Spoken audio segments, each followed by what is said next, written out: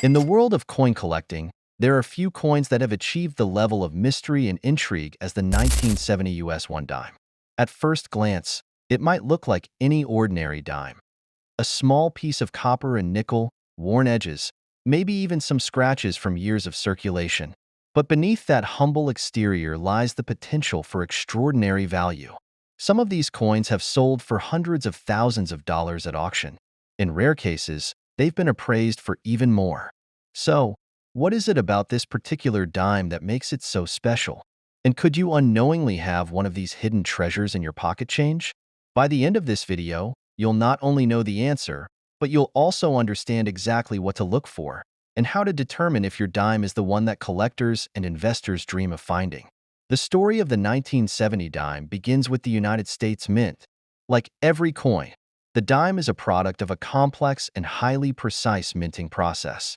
Each year, millions of coins are struck, and the expectation is that every single one meets exact specifications. But perfection is rarely achieved. Sometimes, errors occur, tiny anomalies in the minting process that escape quality control. These errors, which can seem insignificant at first, are what transform an ordinary coin into a collector's dream. To understand these errors, let's break them down. One of the most sought-after types is the double die. This happens when a coin's design is impressed twice onto the same planchet, slightly misaligned. The result is a doubling effect that can be seen in the coin's details, most commonly in the date, the lettering, or even Roosevelt's profile on the front of the dime. The doubling might look like a shadow or a second set of lines, and while subtle, it's a clear marker of rarity. Another fascinating error is the off-center strike. This occurs when the coin blank isn't properly aligned with the dies during the minting process.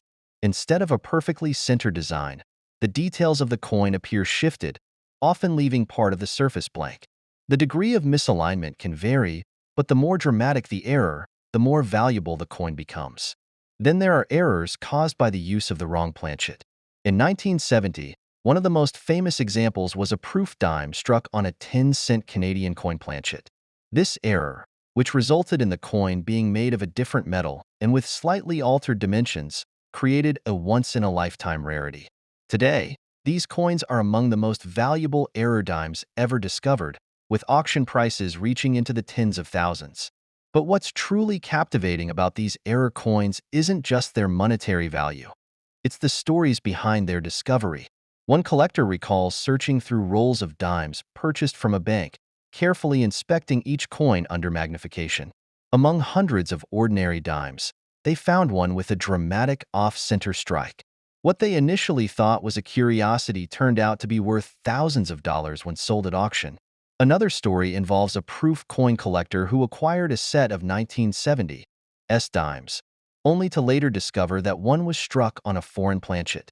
After verification and grading by a professional service, the coin fetched over $30,000.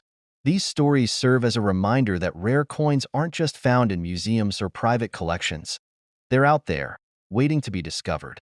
If you're wondering how to start your search, the good news is that you don't need to be a professional numismatist or have access to rare coin auctions.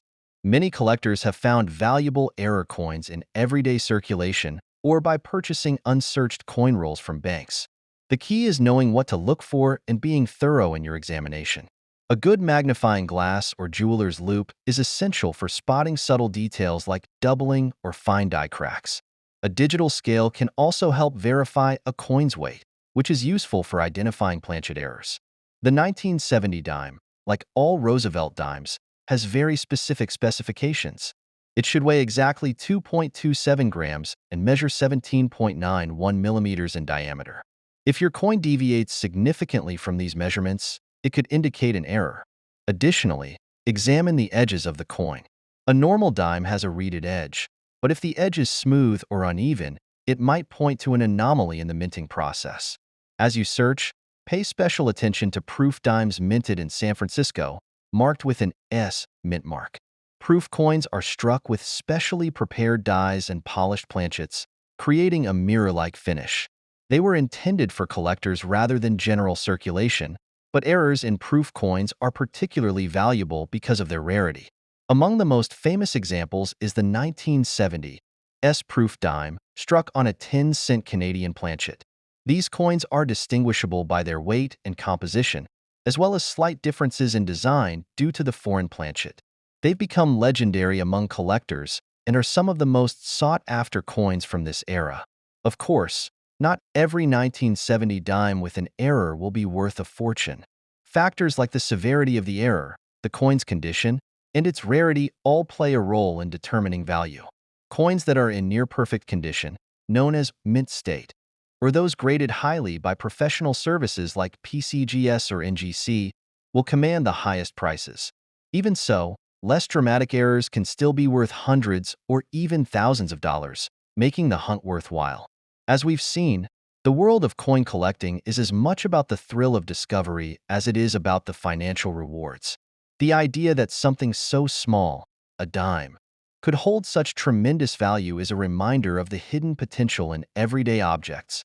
It's also a testament to the fascinating history of minting, a process that combines precision, artistry, and the occasional imperfection. So, what's the takeaway? First, don't underestimate the power of curiosity. Whether you're an experienced collector or someone who's just starting, take the time to examine your change. Look closely at the details of each coin, and don't dismiss anything that seems unusual. Second, educate yourself. Resources like coin guides, online forums, and professional grading services can provide valuable insights into the world of error coins. And finally, remember that coin collecting is about more than just money. Each coin tells a story of the time it was made, the people who used it, and the errors that make it unique. The 1970 US 1 dime is a perfect example of how something as ordinary as pocket change can become extraordinary when viewed through the right lens. So, the next time you come across a dime, take a closer look. You might just be holding a piece of history, and perhaps even a small fortune, in the palm of your hand. And if you do find something unusual, don't hesitate to share your story. The world of coin collecting thrives on shared discoveries, and your find could inspire someone else to start their own search. Before we wrap up, let me remind you to subscribe to this channel for more fascinating insights into the world of coins and collectibles. Leave a comment below to share your thoughts, and if you've ever found a rare coin, we'd love to hear your story. Who knows? Your next discovery could be just a dime away.